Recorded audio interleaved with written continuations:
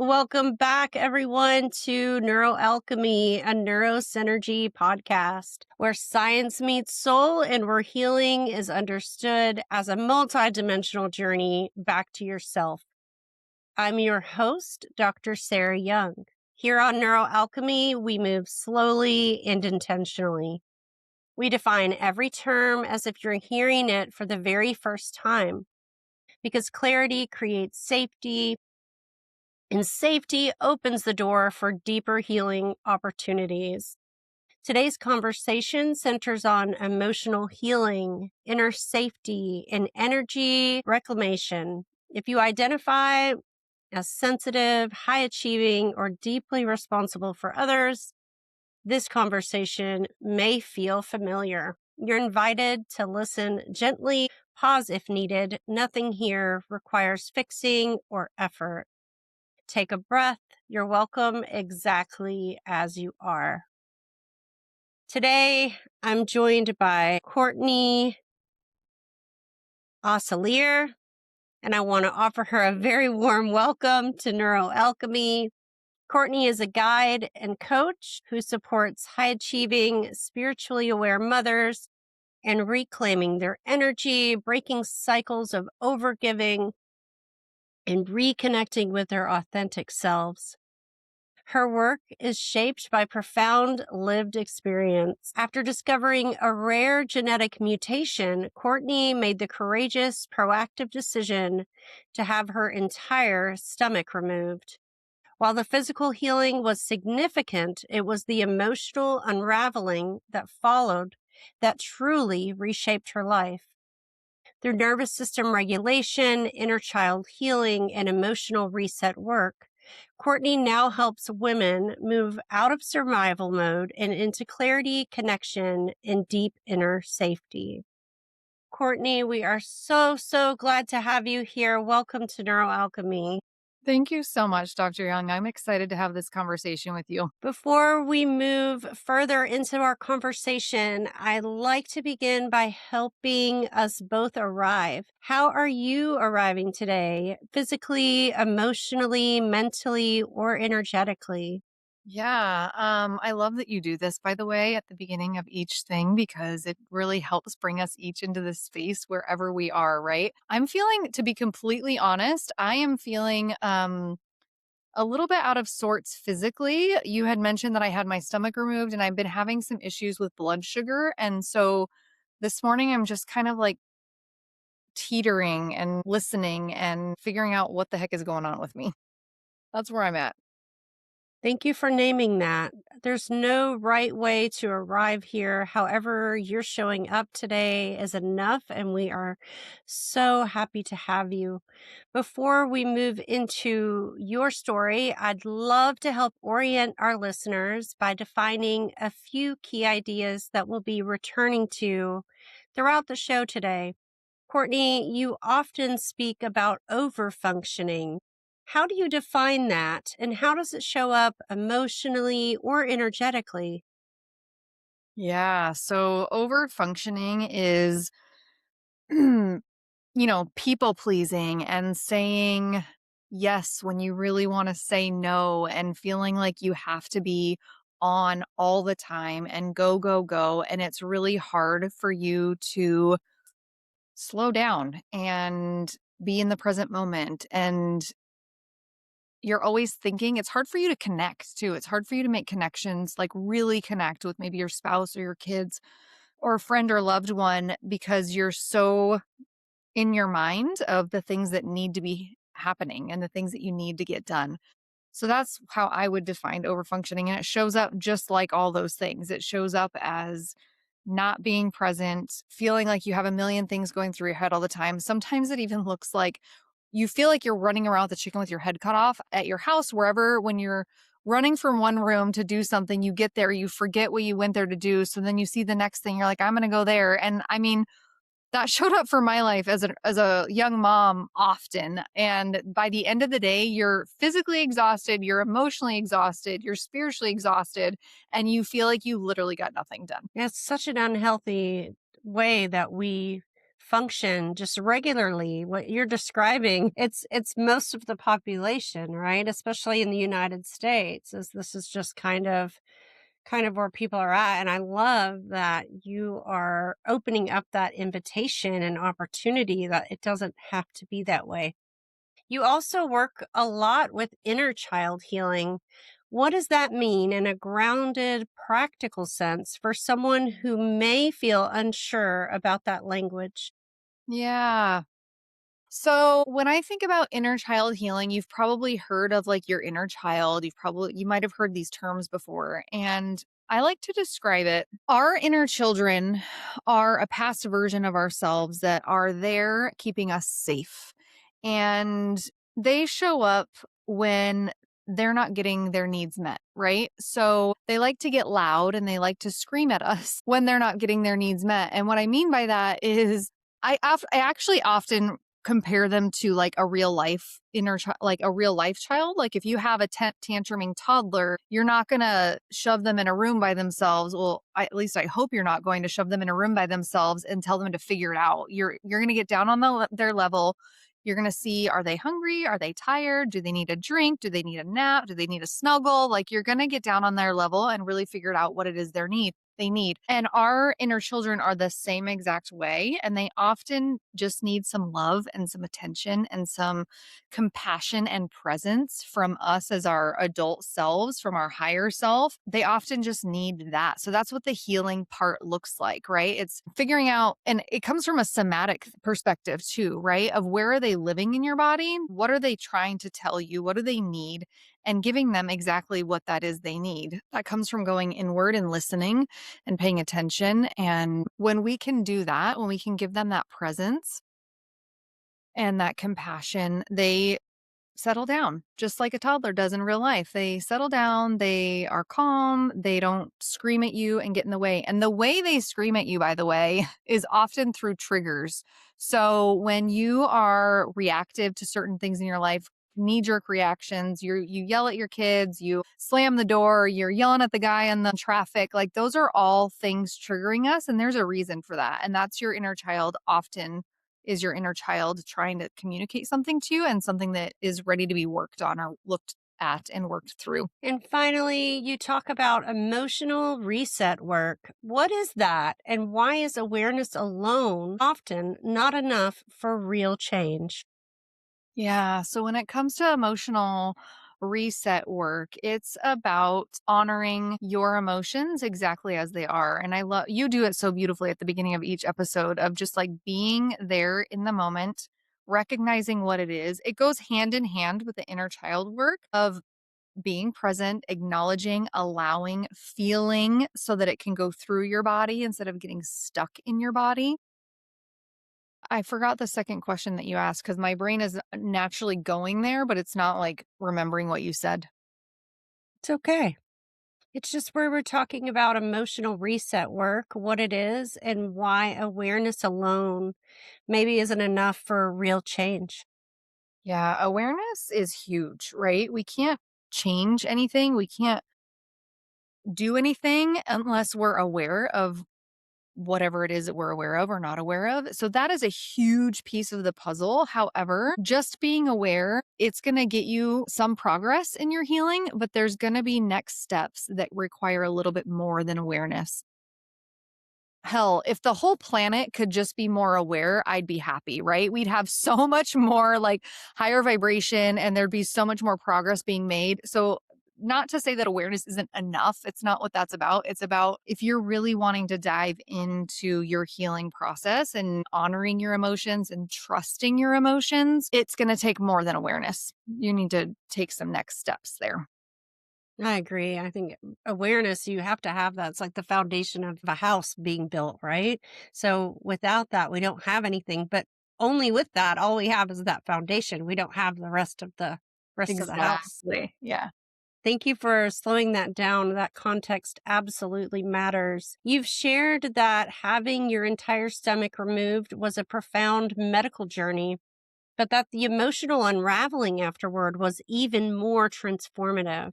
Without going into details that feel unnecessary, what did that period reveal about your patterns, your identity, or the way you had learned to survive?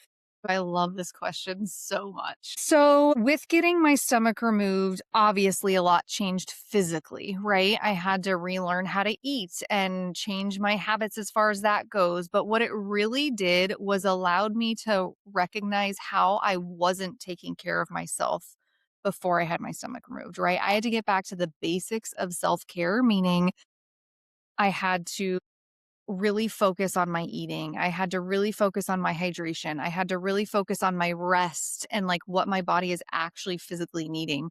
And then with that came the emotional side of things. I had some complications with it. I was in and out of the operating room and in and out of the emergency room for the first couple of years. And through that came an emotional awakening that I probably wouldn't have had otherwise. But it was the deepest, darkest time of my life because of all the physical complications that I was going through. And I didn't want to live that way, right? I did not want to live in and out of the operating room, in and out of the emergency room, and I was not accepting of it at all. And I was just having a conversation earlier about like radical acceptance and how important that is in our healing, but like at that point in my life there was no acceptance. It was this is not okay.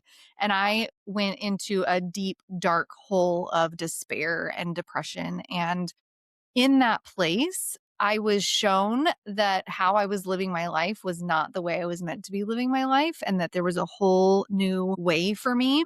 So I was a pediatric nurse at the time working in the hospital. And at that moment, when I had this realization, it was like, you don't belong there anymore. Like, you need to do something different. So I started that process. And I'm going to talk a little bit more about my personal journey through that, because I started a business and then I found out that like our emotional body is so connected to our physical body, our spiritual body, and how incredibly important it is to care for that part of ourselves as well. As I'm navigating the physical part, right? Then I'm like recognizing, oh, the emotional part needs just as much, if not more attention and work. So going through all of that really helped me open my eyes to how my body had been communicating things to me my entire life that I wasn't willing or able to pay attention to.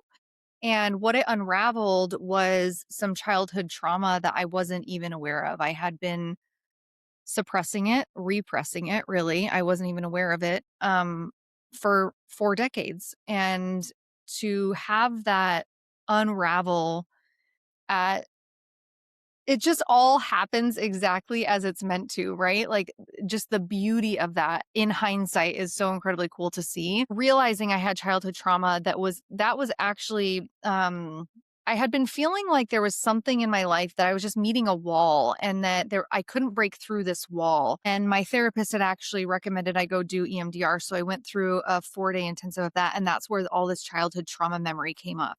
And yes, that face that you're giving, like, oh my gosh, incredibly crazy, right? So I had gone into those sessions thinking EMDR is the answer. It's going to fix me. I'm going to be like an incredibly new person at the end of this. It's going to be amazing, right? And then to find out like that was just the start of my journey. It was literally the very beginning. And so that was 2 years ago now, and I'm still unwinding, still unraveling. But the coolest part is that now I can say again in hindsight that when you're in the middle of the crap of healing, the ugly, the not fun, the hard, that part, when you can get to a point where you're seeing the light at the end of the tunnel, you're feeling the freedom and the liberation that that work has given you, it just makes you want more. Like, you're just ready to keep moving forward and keep that ball rolling so that you can continue to strive to be the better version of yourself always, right? And it's opened up like a whole new realm of spirituality for me and the energy body now. Like, okay, physical, emotional. Now I'm in this soul realm of like what's going on energetically. It's so incredibly fascinating, liberating, and to watch other people go through it is just as exciting. Yes, I love that because we are all, if we allow ourselves to be, we are all the phoenix rising, all of us. We choose into that. You work with women who are capable, intelligent, and deeply caring, yet they're often exhausted. From your perspective, what are the earliest signs that someone is operating from that over functioning rather than connection or safety? Ooh, one of the earliest signs, because I think those often get overlooked and then we get to this point of pure exhaustion. And I think the early signs are so subtle that you have to be aware enough and slow enough and deliberate enough to even pay attention to them.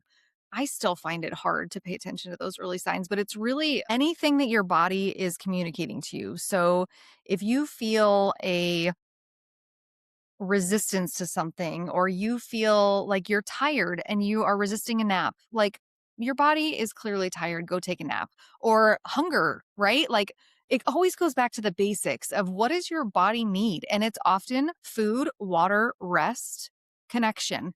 Those are like our physical needs, right? And so what does that look like for you? Every person is so individually different. What does hunger feel like to you? And often when we get to the point of hunger, of actually feeling hungry, you've actually gone past the point of like actually listening to the early signs, if that makes any sense at all. But the big one that I think that most people can relate to, and I wouldn't consider it an early sign, I think it's actually more of a later sign, but being triggered and recognizing when you're being triggered, what's triggering you, right? If you catch yourself as a mom, I can relate to this. And I think a lot of people can, not just moms, but if you are reacting to somebody that you love in a way that you don't feel proud of, that's a sign that it's time to like slow down, take a minute, figure out what triggers aren't doesn't mean that you're a bad person. It doesn't mean that you're broken. It doesn't mean that there's anything wrong. It actually means that you're trying to learn something. You're ready to learn something, ready to embody something. And when you listen to that, it's going to lead you in the exact path that you need to go on your healing journey. So if you're feeling like you're yelling at your kids and you feel incredibly guilty afterward, because we've all done that, and you're feeling incredibly guilty afterwards, that's your signal. That guilt is the signal of, okay, what's going on here? How can I learn from this? What is it trying to teach me? What is the actual underlying need that's not being met in this situation that's causing me to be triggered, right? Yeah. I could keep going on and on and on for this. So, How does emotional suppression become normalized in high achieving environments? ooh, high achieving environments, we are taught that production is the most important and we need to be productive. And that's not even in high achieving environments. That's in society in general, right? Everybody is expected to overperform and overproduce. And what they're missing, the people who are expecting that, what they're missing is that we're actually more productive when we take care of ourselves on an emotional level and an energetic level. And when people are already waking up to that, which I think is so incredibly cool. It's so incredible to witness. But the more we can grab a hold of that and stay true to that, our world is going to be different, a different place. So it shows up as just expecting more than the person can actually give, right? And I think each person is so incredibly different. I don't know, Dr. Sarah, if you're familiar with human design. I think you probably are. Yeah. But we're all different. We're not all meant to do the same thing every day and all compared to each other. Like, no, like let's honor people where they are. Let's let them play into their strengths. And if they want to work on their weaknesses, if that's what you want to call them, go for it. But like, let's really honor what people are good at and where they shine and where they're just like being so. I'm losing all my thoughts. See, I feel like this blood sugar thing is like creeping in again. Yeah. Courtney, please feel free to take care of yourself. This is a safe space. If you need to stop or you need to go grab something, I'm just please gonna take go. care of yourself. I appreciate Okay. you. Absolutely. One of your core teachings is that emotional triggers are teachers, not problems. That can be a big shift for people. How can someone begin to move from reacting automatically to actually listening to what a trigger is communicating? So it's a process, right?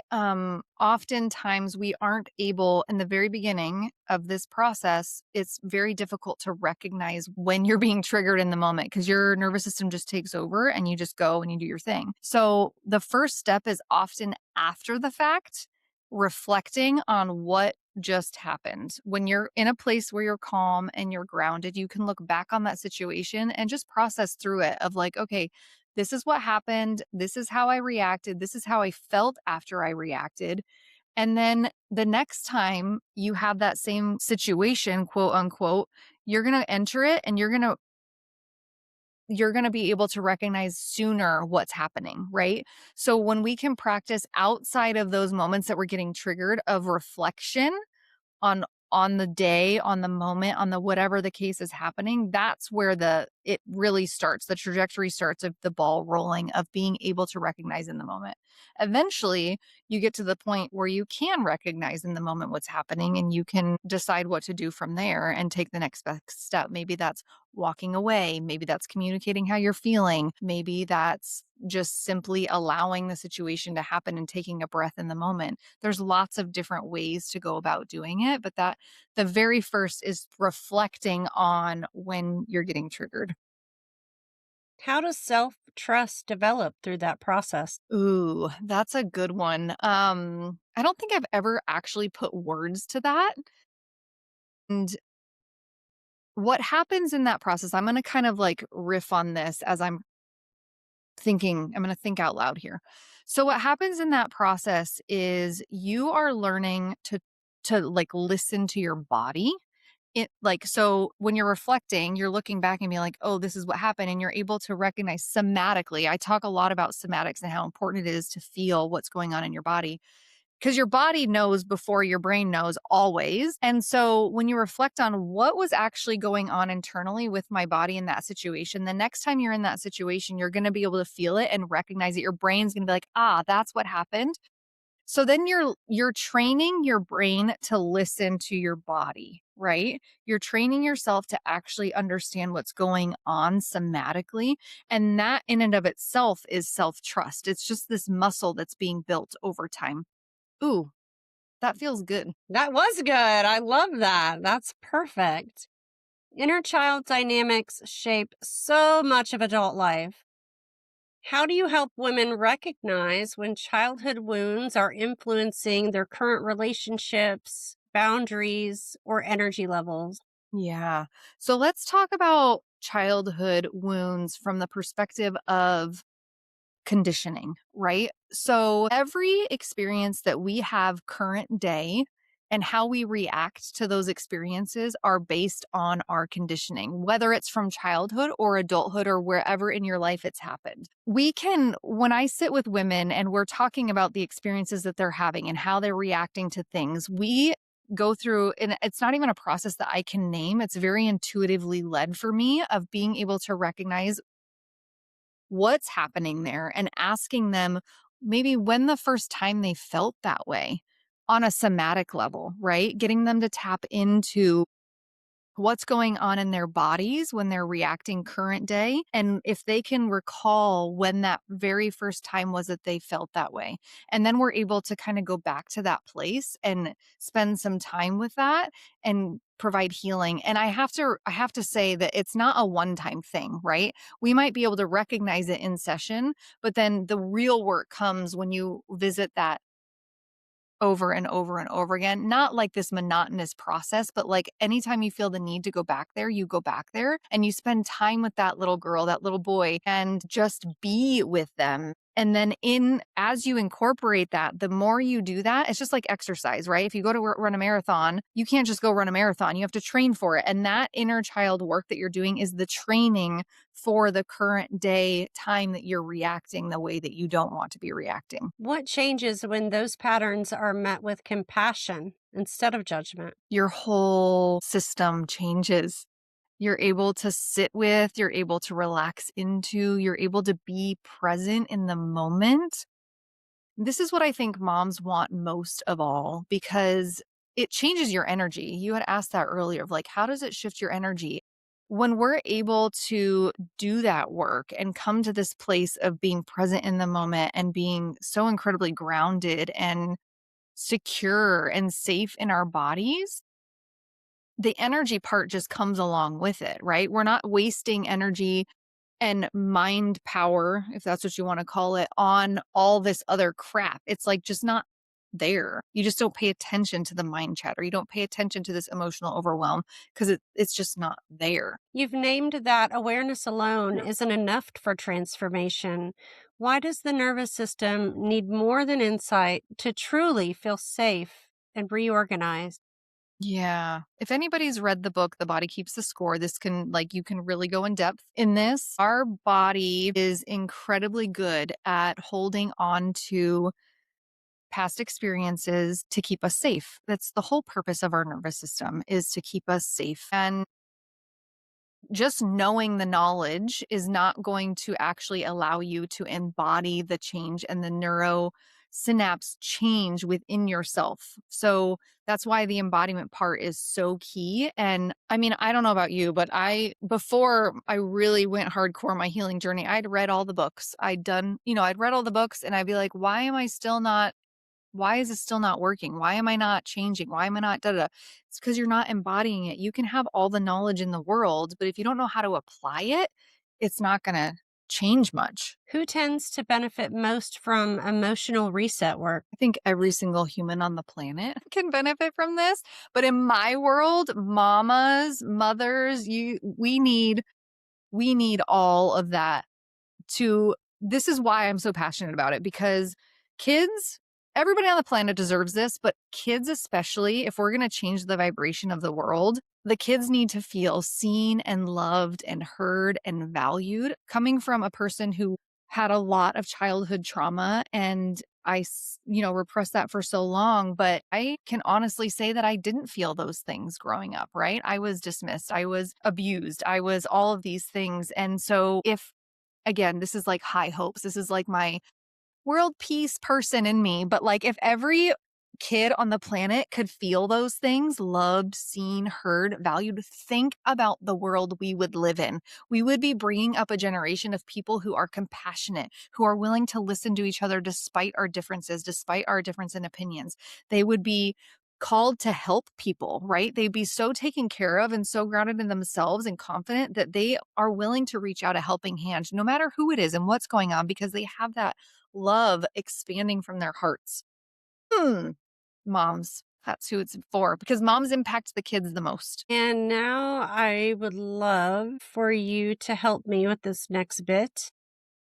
For our listeners, we always offer a gentle neuroalchemy challenge. So if you had one simple practical practice that you would like them to practice daily over the next week, what would you recommend?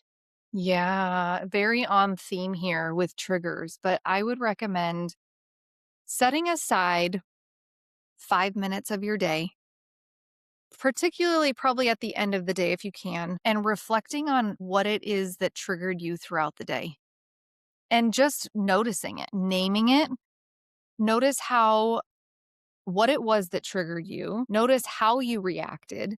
Notice what was going on in your body at the time. Like, what is that somatic response? Were you feeling heat coming out of your ears? Were you feeling tightness in your throat or a gut wrench feeling, or, whatever it was that was coming up for you? Just simply notice that. Because, like we talked about earlier, awareness is that very first step. So that is our challenge for the week for everyone out there. If you notice yourself feeling triggered, we would love for you to take this invitation to really tune into the way your body is communicating with you. And Courtney, as we begin to close, what do you hope listeners walk away with after hearing our conversation today? Yeah, I hope that you guys walk away with feeling validated, feeling less alone, less broken, because I truly believe that you are not broken. There is nothing wrong with you. It's a matter of being overburdened, overwhelmed, living by conditioning, and like unwinding that. So I hope that you feel validated and seen. Thank you.